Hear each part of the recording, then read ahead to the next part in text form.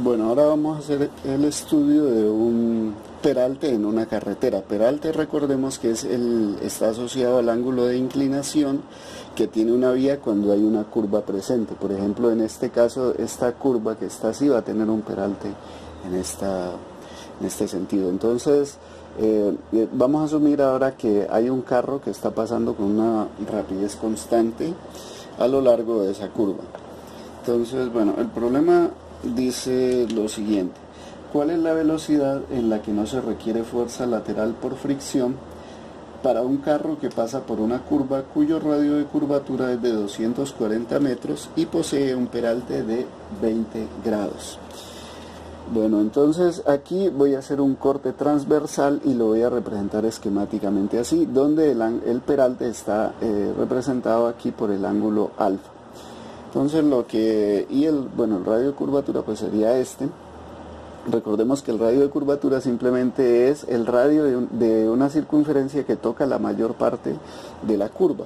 Entonces, en este caso tenemos las fuerzas que van a estar actuando sobre el carro van a ser la normal y el peso. En términos de este ángulo de peralte, el ángulo alfa vuelve a aparecer con respecto a la normal, va a aparecer aquí por las propiedades geométricas de dos líneas rectas mutuamente perpendiculares.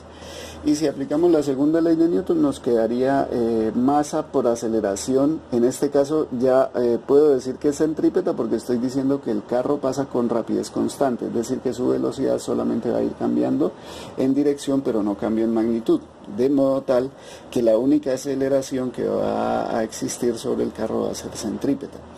Entonces vamos a decir ahora ya la segunda ley de Newton: masa por aceleración centrípeta es igual a la normal más el peso.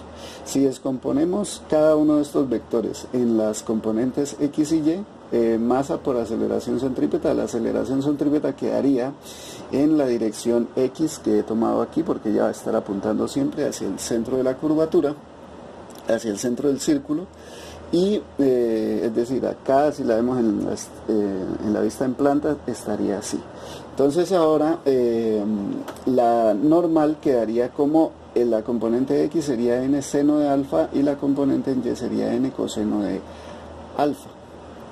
Ahora el peso pues está en dirección vertical, apuntando hacia abajo, es decir que en este caso tendríamos que tiene solo componente en y negativo, sería 0, menos mg.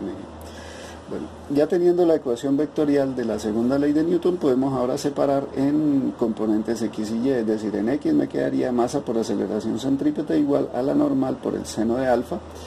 Y por otra parte, en y sería 0 igual a n coseno de alfa igual a menos mg. De aquí podemos despejar mg, me quedaría mg igual a n coseno de alfa. Entonces me queda esta ecuación que la llamé 2 y esta otra ecuación que la llamé 1. Si yo divido, como tienen de a un término, puedo proceder a hacer la división de estas, simplemente para eliminar la normal y poder encontrar la velocidad a la que va a pasar el carro sin que se salga de la vía. Entonces, bueno, aquí si dividimos, aquí al dividir esto me quedaría a sub c sobre g, y al dividir esto me cancela la normal y me queda seno de alfa sobre coseno de alfa, que termina siendo tangente de alfa. Entonces aceleración centrípeta sobre g es igual a seno sobre coseno de alfa sobre coseno de alfa. Aquí ahora yo puedo pasar esta g a multiplicar acá y expresar la aceleración centrípeta como b cuadrado sobre r, de acuerdo como lo demostramos anteriormente. De aquí que yo tenga que la velocidad a la que debe pasar el carro sobre una pista que es completamente lisa, para que no se salga de la vía, debe ser igual a rg por tangente de alfa. Miren que aquí esa velocidad depende exclusivamente del radio de curvatura, de la gravedad y de la inclinación que tenga la vía. Estos valores ya cuando quedan establecidos en una vía pues van a ser fijos, por eso, y no dependen, mire que aquí la masa se canceló, no van a depender de la masa del cuerpo que esté pasando, solamente van a depender del radio, la gravedad y el ángulo de inclinación. ¿Qué podría decir, por ejemplo, de esta parte? Bueno, primero, si el carro pasa a esa velocidad, él no se mueve de este punto con respecto a esta línea. Pero ¿qué pasa si se mueve con una velocidad menor? Él se va a empezar a deslizar hacia acá, va a empezar a caer de la vía. Y si se mueve con una velocidad mayor, entonces va a empezar a salirse de la vía, ¿sí? Eso es lo que sucedería. Por ejemplo, si se queda quieto, se viene para acá.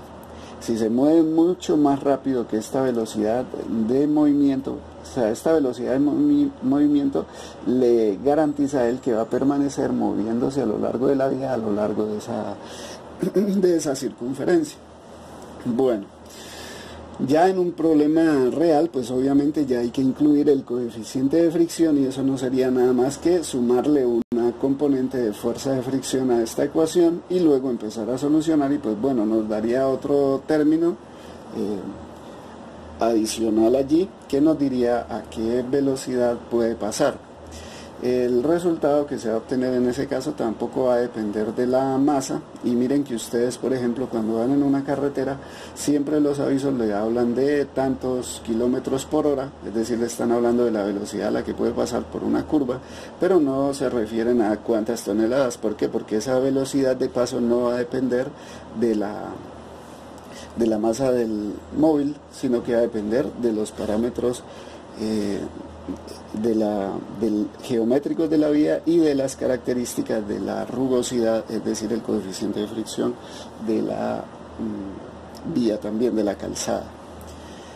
Bueno, entonces con esto ya dejamos resuelto el problema planteado, y les queda como ejercicio plantear cuánto sería la velocidad a la que puede pasar sin que se salga de la vía, pero ahora considerando que la calzada tiene un coeficiente de rozamiento cinético que vale mi sub k.